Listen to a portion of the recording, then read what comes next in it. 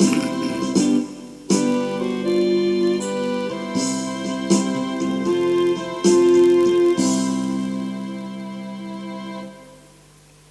kami mengucap syukur malam hari ini Tuhan memberkati kami.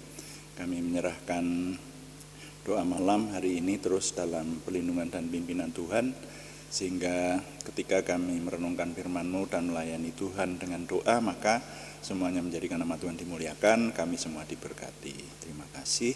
Dalam nama Tuhan Yesus Kristus kami berdoa. Haleluya. Amin. Selamat malam Bapak Ibu, saudara sekalian yang sudah bersama dengan kita di sini dalam doa malam hari ini. Doa malam melalui online ini diadakan secara iman Kristiani dengan dasar keyakinan kepada Tuhan Yesus Kristus, Yeshua HaMasyiah, Isa alaihi salam, Juru Selamat dunia dan Imam Besar Agung kami. Firman Tuhan yang didokumentasikan dalam kitab suci Perjanjian Lama dan Perjanjian Baru menjadi pegangan kami, menjadi pegangan kita sekalian.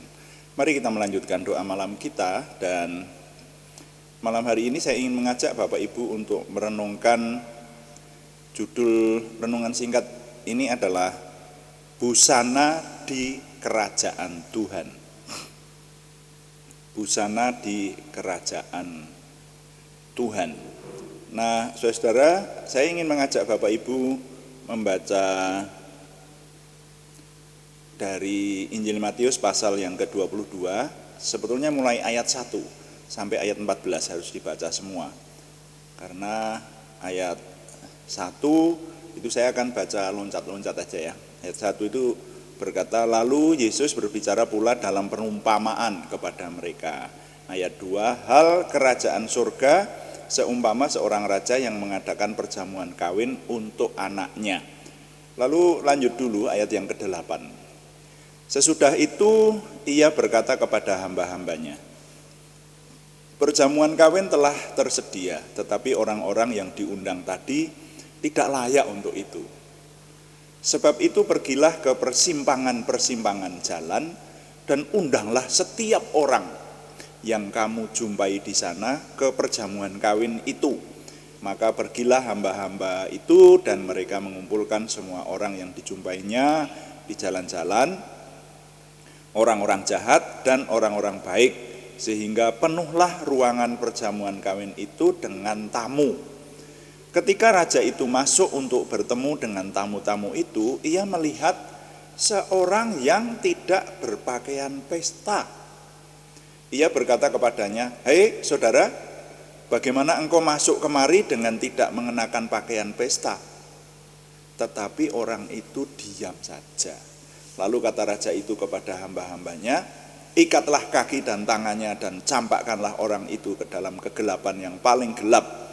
Di sanalah akan terdapat ratap dan kertak gigi, sebab banyak yang dipanggil tetapi sedikit yang dipilih. Sampai di situ pembacaan saya, saudara-saudara. Ini pengajaran Tuhan Yesus ya.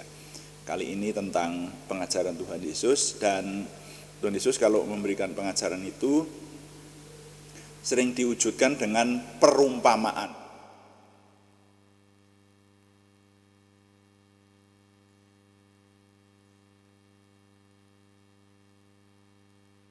Nah, kali ini adalah perumpamaan tentang perjamuan kawin. Jadi diceritakan di sana, saudara, nanti kalau membaca mulai ayat 1 tadi komplit ya.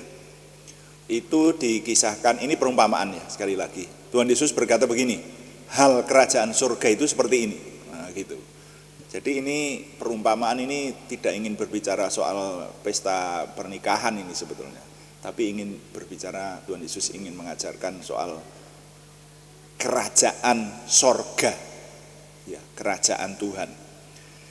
Nah, di sana dikisahkan bahwa raja itu mau punya kerja, menikahkan anaknya, kemudian sudah menyiapkan pesta, lalu sudah menyuruh hamba-hambanya untuk menyebar undangan. Tetapi orang-orang yang diundang itu tidak memperhatikan undangan itu, dianggap remeh, disepelekan. Bahkan ada yang pergi ke ladang, ada yang mengurus usahanya, seperti itu. Saudara baca nanti ayat-ayatnya kalau sudah dengan komplit. Nah, lalu ada juga yang bahkan menangkap dan membunuh hamba yang disuruh mengantar undangan itu. Maka raja itu kemudian marah dan dikatakan di sana, ini perumpamaan Tuhan Yesus ya.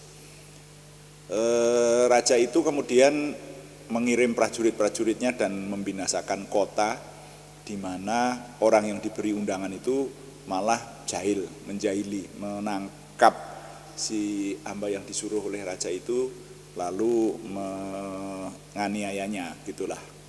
Nah, maka raja itu marah lalu kota itu dimusnahkan. Wah, ini. Jadi kemudian sang raja menyuruh hamba-hambanya, sudah pergilah ke perempatan-perempatan jalan. Gitu. Karena pesta sudah siap. Tinggal yang diundang yang belum ada. Undang semua orang, suruh datang ke sini untuk berpesta bersama kita, rupanya semacam itu. Nah, lalu ketika raja itu masuk untuk menghadiri pestanya yang dihadiri oleh semua orang yang diundang itu, jadi sekarang ini bukan hanya orang-orang yang diundang sejak awal, tetapi semua orang diundang, yang ditemui di jalan-jalan itu diundang. Dan ketika dia masuk di tempat pesta itu ada seorang yang tidak mengenakan pakaian pesta. Dan raja akhirnya bertanya, kamu kok bisa masuk ke sini tidak mengenakan pakaian pesta? Tapi orang itu diam saja. Dan di situ dikatakan oleh Tuhan Yesus, raja itu berkata, ikat tangan dan kakinya, lempar dia pada kegelapan yang paling gelap, gitu, pada kerajaan maut. Di sana nanti akan terdapat tangisan dan kertak gigi. Gitu. Tangisan dan kertak gigi itu tempat penyiksaan yang sampai luar biasa, yang amat sangat lah semacam itu. Nah, lalu perikop ini ditutup dengan pernyataan Tuhan bahwa banyak yang dipanggil tapi sedikit yang dipilih. Nah, saudara, saya ajak saudara untuk merenungkan. Ini Tuhan mengajarkan tentang kerajaan surga. Kali ini saya ingin mengajak saudara untuk merenungkan bahwa kepada hal-hal yang bersifat kerohanian itu seringkali disepelekan orang. Dan ini mengajarkan beberapa poin lah kepada kita ini. Jadi Tuhan Yesus ini kan mengatakan sebuah perumpamaan. Dan perumpamaan ini untuk mengajar. Jadi kita sekarang bisa membayangkan bahwa keadaan kerajaan surga itu adalah yang pertama disepelekan orang. Sebetulnya Tuhan sudah mengundang, Tuhan sudah memberikan pernyataan yang jelas supaya orang-orang itu masuk di kerajaannya. Itu keinginan Tuhan. Tapi disepelekan orang. Bahkan orang-orang banyak yang melakukan pekerjaannya, melakukan tugasnya dan pergi ke ladang gitu dan juga melanjutkan usahanya. Tetapi kalau pergi ke undangannya Tuhan itu enggak. Orang enggak tertarik untuk itu. Dianggap lebih tidak penting gitulah. Ya. Ada hal yang lebih penting selain Tuhan atau kerajaan Tuhan seperti itu. Nah, mari kita renungkan, bukankah itu terjadi sampai sekarang? Orang kalau menghadiri atau membicarakan atau tertarik kepada hal-hal yang sifatnya berbau Tuhan gitu, orang cenderung tidak mau. Ya, yang tidak mau sih, karena nanti ada juga orang-orang yang mau, saudara ya. Kalau zaman sekarang kita bisa melihat ini.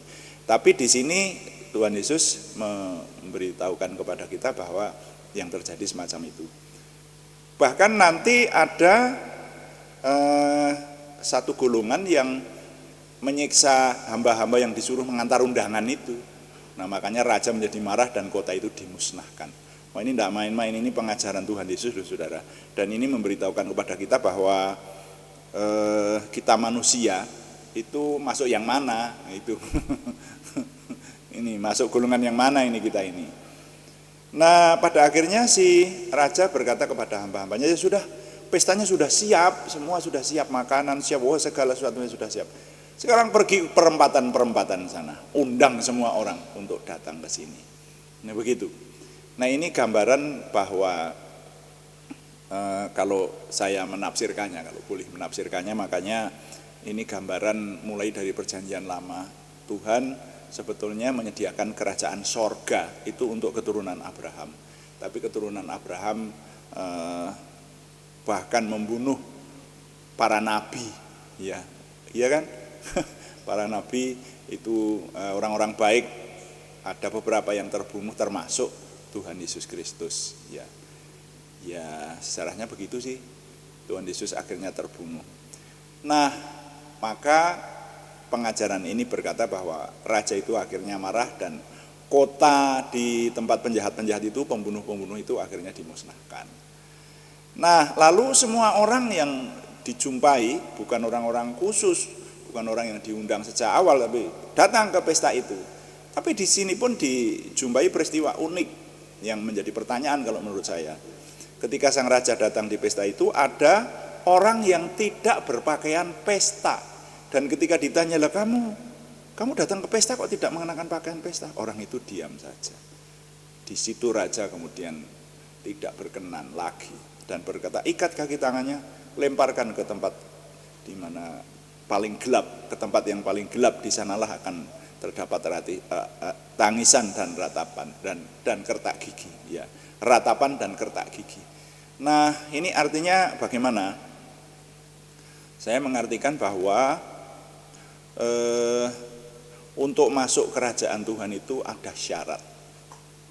Di sini disebutkan paling tidak mengenakan pakaian pesta. Nah, sekarang tinggal kita menafsirkannya. Yang disebut pakaian pesta itu apa? Apakah pakaian ini? Kalau menurut saya bukan toh masuk kerajaan Tuhan itu. Ya, pakaiannya juga pakaian rohani tentu saja. Nah, ini hubungannya kalau saudara mau meneliti dengan Efesus pasal 6 itu perlengkapan senjata Allah itu. Itu perlengkapan perang tapi kalau itu. Tapi pakaian pesta yang dimaksud adalah orang masuk di kerajaan Tuhan itu hidupnya harus mengenakan sesuatu yang berpadanan dengan kerajaan Tuhan. Kalau tidak berpadanan dengan kerajaan Tuhan, tidak bisa masuk kerajaan Tuhan. Nah, jadi dengan perenungan ini mari kita mengaplikasikan, menerapkan dalam diri kita. Kita masuk yang mana? Masuk orang-orang yang diundang pertama tetapi menyepelekan itu, yang tidak menganggap penting itu, atau masuk orang-orang yang di jalan yang tiba-tiba ditemui tetapi diundang ke pesta itu.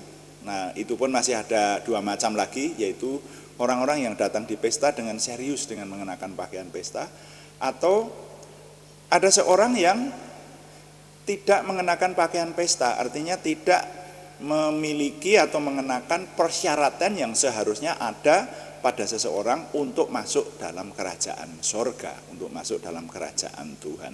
Nah, ingat kalau berbicara rupanya ada sedikit perbedaan antara kerajaan surga dan kerajaan Tuhan atau kerajaan Allah, di situ disebutkan.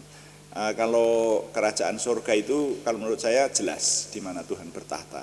Tapi kalau kerajaan Allah atau kerajaan Tuhan, saya lebih sering menyebut yang umum aja lah, karena ada yang tidak sejahtera kalau menyebut kata Allah.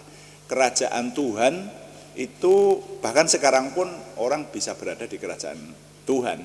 Ini sekarang ini tempat di mana saya duduk ini adalah wilayah kerajaan Tuhan, seperti itu. Nah, orang kalau berada di kerajaan Tuhan harus mengenakan, harus memiliki kriteria yang Tuhan tetapkan. Kalau tidak, Tuhan tegas, ya, dilemparkan ke kerajaan maut. Nah itu. Jadi yang ini sepertinya di banyak renungan-renungan kita saya selalu menggarisbawahi, nyerempet ke sana. Jadi di mana ada Tuhan, di situ ada aturan. Orang tidak bisa sembarangan. Kalau orang yang tidak mau diatur, sudah pasti orang itu tidak bisa menjadi anak Tuhan. Tidak bisa menjadi warga kerajaan Tuhan. Karena kerajaan Tuhan adalah kerajaan yang teratur, tertib, ya, penuh dengan kebenaran dan kekudusan. Jadi nilai yang dapat saya ketengahkan kali ini, masuk ke dalam kerajaan Tuhan harus mengenakan pakaian atau perlengkapan yang layak untuk masuk kerajaan Tuhan itu. Jika tidak akan dilemparkan ke kerajaan maut.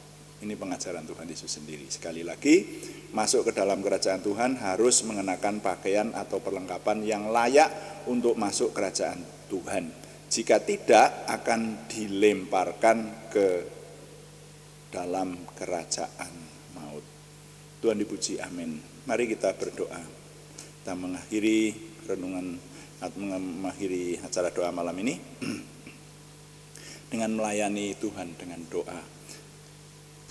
Kita berdoa syafaat dan juga mendoakan beberapa nama yang masih dikirim dalam minggu ini untuk kita layani dengan doa.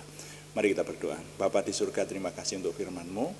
Jadikan kami semakin memahami bahwa ikut Tuhan itu harus dengan sungguh-sungguh, dan kesungguhan itu diwujudkan seperti perumpamaan yang Tuhan anugerahkan kepada kami. Seharusnya orang-orang yang diundang itu memperhatikan, tidak menyepelekan. Jadikan kami orang-orang yang mau sungguh-sungguh untuk memahami kerajaan Tuhan, dan kami juga serius dalam menanggapi semuanya itu, supaya kami termasuk orang yang dipilih.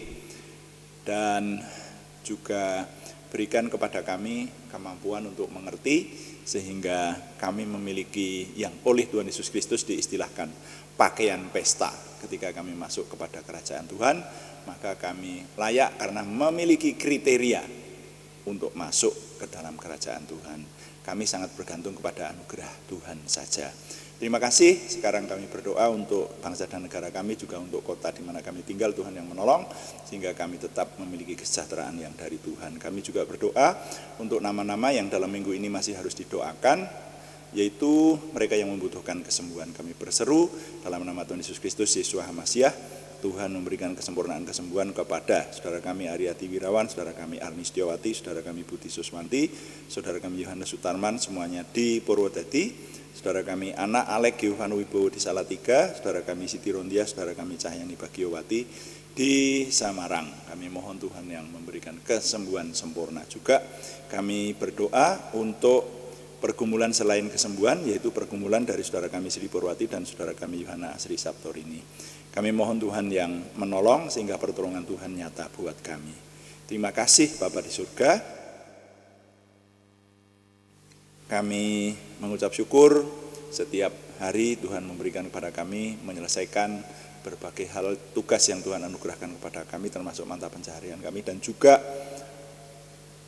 bahkan pelayanan kami onsite maupun online. Kami mohon Tuhan yang menolong sehingga semuanya kami dapat selesaikan menuju kepada kesempurnaan Tuhan. Kami mengucap syukur setiap hari kami Tuhan bawa semakin memiliki pengenalan akan Tuhan, percaya diri bersama Tuhan, antusiasme, optimisme, semangat dan bergairah menyambut masa depan kami untuk menang bersama dengan Tuhan. Terima kasih.